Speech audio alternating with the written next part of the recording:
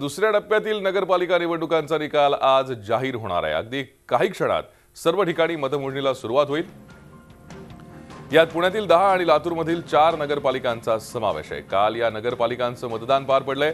दोन्ही जिल्ह्यात मिळून सरासरी 72% इतक्या मतदानाची नोंद झाली आहे। पुणे आणि लातूरमधील एकूण 14 नगरपालिकांसाठी 1426 उमेदवारांचं भवितव्य मतदान यंत्रात काल बंद झालंय। पहिल्या तासाभरातच निकालाचं चित्र स्पष्ट होण्याची शक्यता आहे। बारामती, इंदापूर, जेजुरी, सासवड, निलंगा आणि अहमदपूर इथल्या निकालांकडे विशेष लक्ष असणार आहे। पहिल्या टप्प्याच्या निकालांमध्ये नगराध्यक्षपदांच्या शर्यतीत भाजपनं बाजी मारली होती, तर शिवसेना दुसऱ्या, तर काँग्रेस तिसऱ्या आणि राष्ट्रवादी काँग्रेस चौथ्या स्थानावर फेकली गेली होती। काल झालेल्या मतदानाआधी पुणे जिल्ह्यातल्या नगर परिषदांवरती राष्ट्रवादीचं वर्चस्व होतं। हे वर्चस्व मोडून काढण्यासाठी भाजपनं जोरदार फिल्डिंग सुद्धा लावली होती। हिवाळी अधिवेशनापुरता संसदीय कार्यमंत्रीपदाचा भार विनोद तावडेंना सोपवून पुणे भाजपची सगळी धुरा गिरीश बापटांनी स्वतःच्या खांद्यावर घेतली होती। त्यामुळे भाजपची आणि विशेषतः गिरीश बापट यांची प्रतिष्ठा आजच्या निकालात पणाला लागली आहे। तर लातूर जिल्ह्यात संभाजी पाटील निलंगेकरांना मंत्रिपद मिळाल्यानंतर निलंग्यात प्रथमच निवडणूक होतीये, त्यामुळे त्यांनीही आपली सारी ताकद निवडणुकीत झोकून दिली आहे। स्वतः मुख्यमंत्र्यांनी अधिवेशनाच्या 3 दिवसीय सुट्टीत या निवडणुकांसाठी झंझावाती प्रचार सभा घेतल्या। त्यामुळे एकूणच निवडणूक जरी स्थानिक स्वराज्य संस्थांची असली तरी राजकीय वर्चस्वाची मोठी लढाई या निमित्तानं पाहायला मिळते आहे।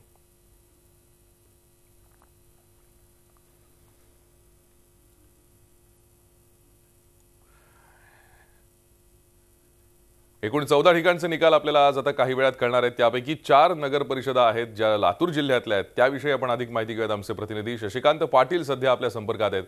शशिकांत, लातूरमध्ये काय नेमकं चित्र पाहायला मिळालं होतं? कशा प्रकारे ही लढत लढली गेली? आता काही वेळातच मतमोजणीला सुरुवात होणार आहे। भूषण, लातूर जिल्ह्यातल्या 4 नगरपालिकांमध्ये काल मतदान झालेलं आहे। निलंगा, औसा, उदगीर आणि अहमदपूर अशा या 4 ठिकाणी हे मतदान झालेलं आहे। बंपर वोटिंग या ठिकाणी मतदारांनी नोंदवलेलं आहे। लातूर जिल्ह्यातला निलंगा आणि उदगीर या 2 नगरपालिकांकडे विशेष लक्ष असणार आहे। निलंगा हे लातूरचे पालकमंत्री संभाजी पाटील निलंगेकर, जे सध्या कामगार मंत्री आहेत, कॅबिनेट दर्जाचं त्यांचं पद आहे। त्यांना हे कॅबिनेट मंत्रीपद मिळाल्यानंतर पहिल्यांदाच निलंग्यामध्ये मतदान होत आहे। त्याच्यामुळं निलंगा नगरपालिकेकडे विशेष लक्ष आहे। इथं आणखीन एक कारण सांगता येईल की संभाजी पाटील निलंगेकर यांचे आजोबा, जे काँग्रेसचे मुख्यमंत्री राहिले होते, माजी मुख्यमंत्री शिवाजीराव पाटील निलंगेकर, हे आजोबा आणि नातू यांचं वैर अख्ख्या महाराष्ट्राला परिचित आहे। त्याच्यामुळं या दोघांमध्येच ही खरी लढत राहणार आहे। आता शिवाजीराव पाटील निलंगेकर यांचे चिरंजीव अशोक पाटील निलंगेकर, जे संभाजी पाटील निलंगेकर यांचे काका आहेत, त्यांच्याकडे पूर्ण ही धुरा सोपवण्यात आली। त्याच्यामुळं काका विरुद्ध पुतण्या या लढाईत कोण सरस ठरणार आहे हे बघावं लागेल। यांच्यापुढं शिवसेना, काँग्रेस आणि राष्ट्रवादी काँग्रेस यांचंही देखील आव्हान असणार आहे।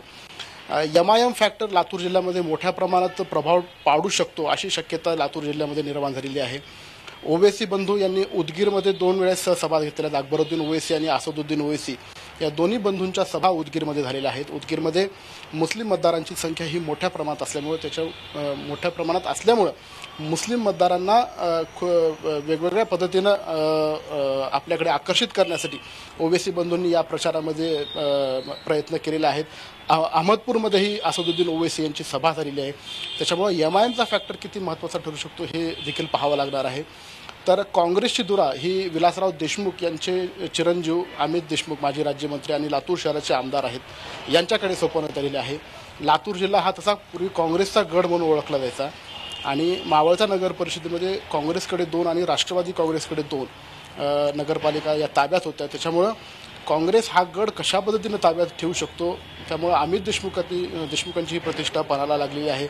अमित देशमुख हे राज्यामध्ये अनेक ठिकाणी काँग्रेसचे स्टार कॅम्पेनर म्हणून फिरलेले आहेत आणि लातूरमध्येही लातूर जिल्ह्याची ही जबाबदारी ही त्यांच्याकडे होती। त्याच्यामुळे त्यांच्या कामगिरीकडेही विशेष लक्ष लागून आहे आणि आता 10 वाजल्यापासून मतदानाला सुरुवात झालेली आहे।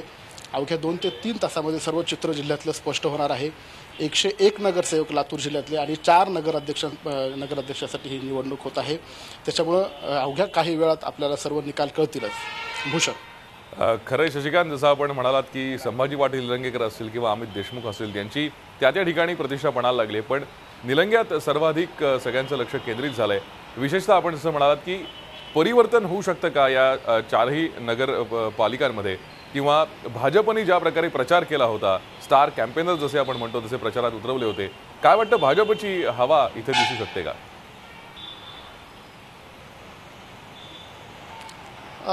भूषण, मागच्या ज्या नगरपालिकेचे निकाल हाती आले त्याच्यामध्ये भाजपनं जे यश मिळालेलं आहे, निश्चितच त्याचा थोडा बहुत परिणाम जिल्ह्यातल्या या निकालावर होण्याची शक्यता आहे. भाजपतर्फे संभाजी पाटील निलंगेकर यांनी प्रयत्न केलेला आहे, तर मुख्यमंत्र्यांनीही 4ही नगरपालिकामध्ये आपला झंझावात करून प्रचारसभा केलेल्या आहेत आणि प्रत्येक ठिकाणी आम्ही नगरपालिकेसाठी करोडो रुपयांचा निधी देऊ असं आश्वासन मुख्यमंत्र्यांनी दिलेलं आहे.